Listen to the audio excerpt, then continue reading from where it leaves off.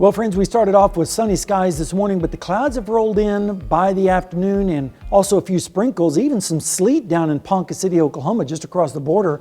So it was kind of a wild day. Right now, outside in Seneca, Missouri, the Indigo Sky Casino and Resort, pretty nice night shaping up down that way.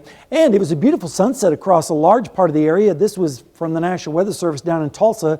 A gorgeous sunset even here in the four states. We made it up to 52 degrees this afternoon after starting out at 39, which is actually pretty close to the normals of 51 and 29 degrees. And we're ahead on the rainfall for once. And looking at radar, the showers earlier have now moved off into central Missouri, leaving us high and dry, and that's going to continue through the overnight hours.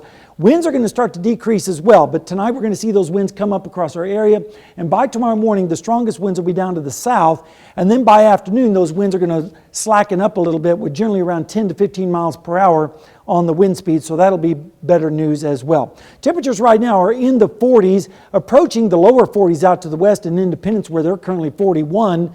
45 in Nevada, same thing over in Stockton, 44 for our friends in Neosho. And we're about 10 to 15 degrees warmer tonight than we were last night at this time, so at least we're on the positive side as far as temperatures go.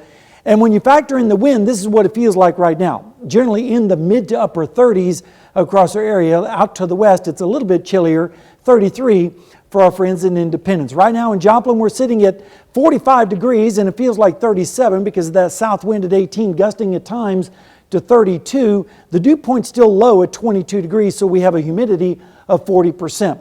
In Pittsburgh, it's 44 degrees and it feels like 37. South wind there at 16, gusting to 21, and the humidity's a little bit higher, 48%. Temperatures tonight are going to drop down through the 30s for the most part with south winds, and the clouds are going to decrease as well, but then tomorrow the clouds will be coming back on those south to southwesterly winds, and highs should still make it into the upper 50s to lower 60s, especially out towards the west.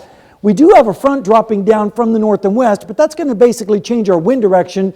Not really expecting a lot of cold air with this, with lows on Monday morning generally in the 40s and the 50s. Then as we go through Monday afternoon, the front dissipates and we see temperatures rising into the low to mid 60s across the area with light and variable winds. And then as we go through Monday night into Tuesday morning, we're going to see temperatures dropping down into the 40s with northeasterly winds ahead of the next storm system. And that next storm system could produce a swath of some heavy rain in our southern and southeastern sections where they could pick up a couple of inches, but not so up to the north and west where they desperately need the rainfall. Looks like they're going to be on the dry side with this next storm system as it comes through midweek. And as we look at the bigger picture, here comes the storm system on Tuesday and Wednesday with a little bit of cold air behind it on Thursday and Friday. Here's your next 7-day forecast. As we go through the work week, it's going to warm up all the way up into the upper 60s by Wednesday with a chance of rain, then cooler on Thursday, and then more rain as we head towards next weekend, and then milder and drier a little bit after that. So not a bad forecast all in all.